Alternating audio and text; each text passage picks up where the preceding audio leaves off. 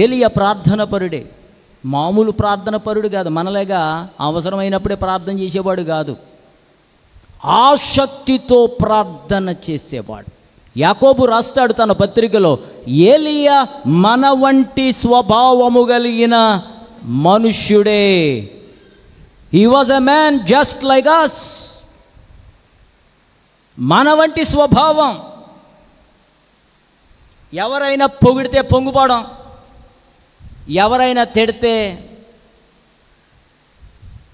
కృంగిపోవడం, ఊరికినే భావోద్రేకాలకు లోనవ్వడం మనుషులకు ఎలాగున ఎదురవుతుందో అలాంటి వాడే ఏలియా. కానీ ఏలియాకు మనకు ఒక ప్రత్యేకత ఉంది, ఆయనకు మనకు ఒక తేడా ఉంది. ఏంటి అనంటే ఆయన ఆసక్తితో ప్రార్థన చేసే దైవజనుడు. ప్రార్థన అందరూ చేస్తారు. కొన్ని సంఘాల్లో చూడండి, పరలోకమందున్న మా తండ్రి అన్న వెంటనే దన్నమంట లేస్తారు, మళ్ళా కూర్చుంటారు. ఇశ్రాయేలీలో యూదులు చూడండి, లేవీయులు చూడండి, యెరూషలేములో ఉన్న ఆ యొక్క వేలింగ్ వాల్ దగ్గరికి వెళ్ళి కన్నీరు కారుస్తూ ఊగుతూ ప్రార్థన చేస్తూ ఉంటారు. రకరకాల ప్రార్థనలు ఉన్నాయి. కొంతమంది బట్టిన ప్రార్థనలు చేస్తారు, కొంతమంది పుట్టినప్పటి నుంచి గిట్టే వరకు ఒకే రకమైన ప్రార్థన చేస్తారు. ప్రార్థనలో మార్పు ఉండదు. పరిశుద్ధాత్మ ఇచ్చే వాక్శక్తితో, ఆత్మ యొక్క మూలుగులతో, ఆత్మ ఇచ్చే నడిపింపుతో, ఆత్మ దేని నిమిత్తమైతే ప్రార్థన చేయమని నీ ఆత్మను నీ మనసును పురుగొల్పుతాడో దాని నిమిత్తం ప్రార్థన చేయడం చాలామందికి తెలీదు. మనసులో ఏదో పెట్టుకుని దాని గురించే ప్రార్థన చేస్తూ ఉంటారు. అది ఆత్మానుసారమైన ప్రార్థన కాదు. రోమా 8వ అధ్యాయంలో అంటాడు, మనకి ఎలాగున యుక్తంగా ప్రార్థన చేయాలో చేత కాదు. చాలామంది బిడ్డలు ఆ సంగతి మర్చిపోయి ఏమంటారు తెలుసా, ప్రార్థనా వీరుల సహవాసం. ఏ వీరులు అంటే వీళ్ళు? ప్రార్థన వీరులు.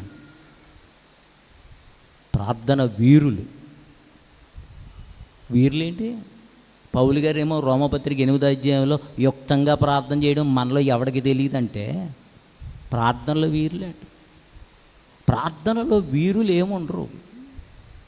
పౌలు ఒక చోట అంటాడు, ప్రకృతి సంబంధంగా శరీర సంబంధంగా నా ముఖము ఎన్నడూ చూడని వారి కొరకు నేను పోరాడుతున్నానంటాడు. పోరాటం అంటే ఏంటో తెలుసా?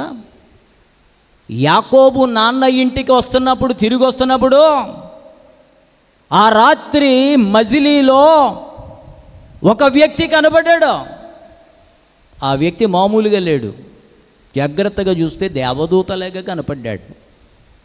ఈయన్ని పట్టుకుంటే నాకు ఆశీర్వాదం వచ్చేస్తుందని వెంటనే వెళ్ళి కాళ్ళ మీద పడిపోయి, కాళ్ళ మీద పడి, మీరు కబడ్డీ ఆడారా ఎప్పుడైనా?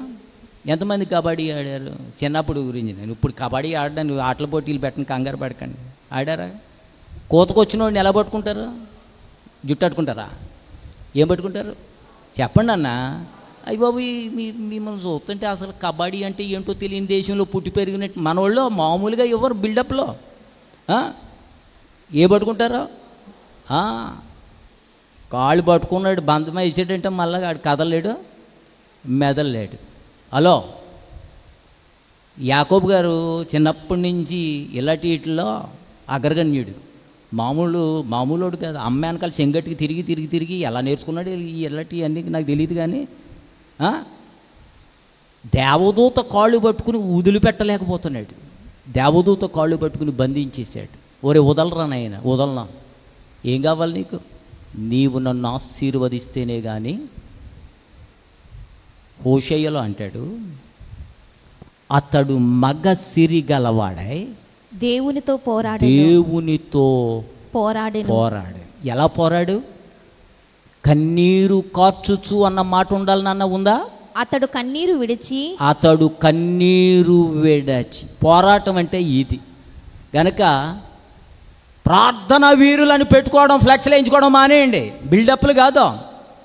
కన్నీరు విడిచి ప్రార్థించే ప్రార్థన పరులని ఫ్లెక్స్ వేయించుకోవాలి. అది